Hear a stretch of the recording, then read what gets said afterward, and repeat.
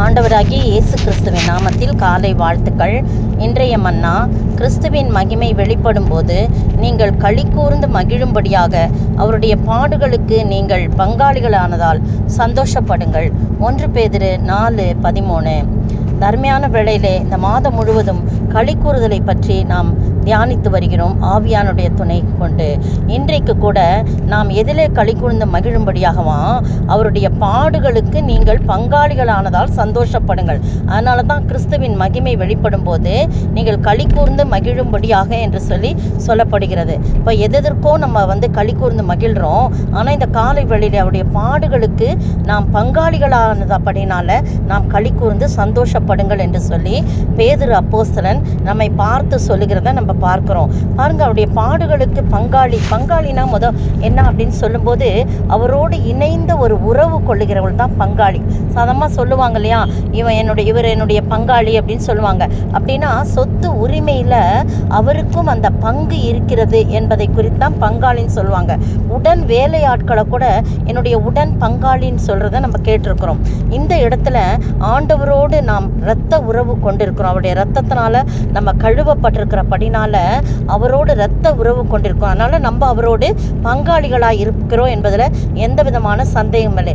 அப்படி பங்காளிகளாக இருக்கும்போது அவருடைய பாடுகள், அவர் நமக்காய்ப்பட்ட பாடுகள் பாருங்க, அவர் நமக்காய்ப்பட்ட வேதனைகள், கசையடிகள், ரத்தம் சிந்துதல் எல்லாமே அவர் நமக்காகப்பட்ட பாடுகள். அதில் நாம் பங்கடையணும். எப்படி அதில் பங்கடைய முடியும் அப்படின்னு சொல்லும்போது, நம்ம ஒவ்வொரு அவயமாக எடுத்துக்கொள்ளும் போது, இப்போ அவருடைய கண்களிலே தலையிலே சூட்டப்பட்ட முள்முடி கண்களின் வழியாக வந்தது, குத்தி கொண்டு வந்தது, அவருடைய விழியெல்லாம் பிதுங்கி வெளியே வந்தது அப்படின்னு சொல்லும்போது, நம்முடைய கண்கள் செய்த பாவங்களுக்காய் அவருக்கு என்ன நடந்ததான், அவர் கண்களிலே இப்படிப்பட்ட பாடுகள் என்று சொல்லி நாம் பார்க்கிறோம். அப்படியே நம்முடைய கரங்கள் செய்த பாவத்தினால, நம்முடைய கால்கள் செய்த பாவத்தினால, இப்படி நம்முடைய சிந்தனை ஒவ்வொரு காரியத்திலும் அவர் பாடுபட்டார்.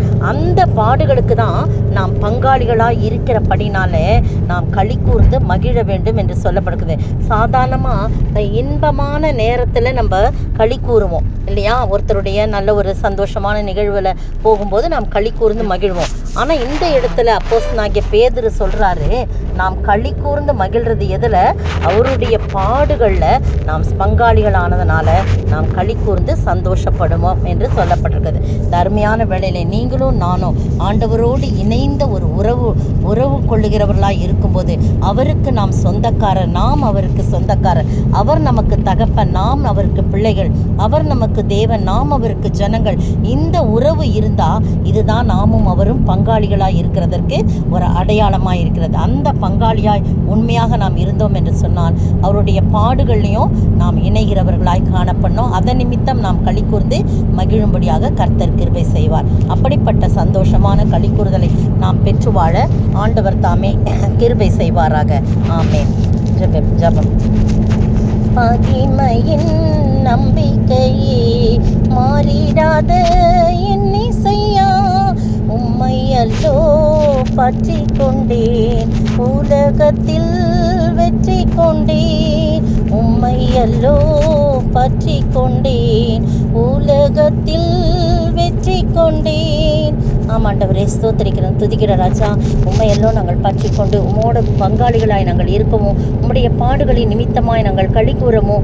ஆண்டவரே, எங்களுக்காய் நீர் சிந்தின ரத்தம், எங்களுக்காய் நீர் பட்ட பாடுகள் என்று சொல்லி நாங்கள் ரட்சிப்பிலே களி கூறவும் சந்தோஷப்படவும் நீர் உதவி செய்ய வேண்டுமாய் ஜெபிக்கிறோம். அப்படிப்பட்ட பாக்கியத்தை எங்களுக்கு அருளி இருக்கிறேன், நன்றி செலுத்துகிறோம். இயேசுவின் நாமத்தில் ஜெபிக்கிறேன் பிதாவே, ஆமேன்.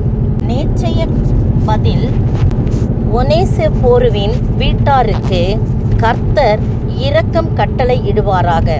ஒனேசிப்போருவின் வீட்டாருக்கு கர்த்தர் இரக்கம் கட்டளை இடுவாராக. 2 தீமோத்தேயு 1:16. இன்றைய கேள்வி, மல்யுத்தம் பண்ணினாலும் எதன்படி பண்ணாவிட்டால் என்ன செய்யப்படான்?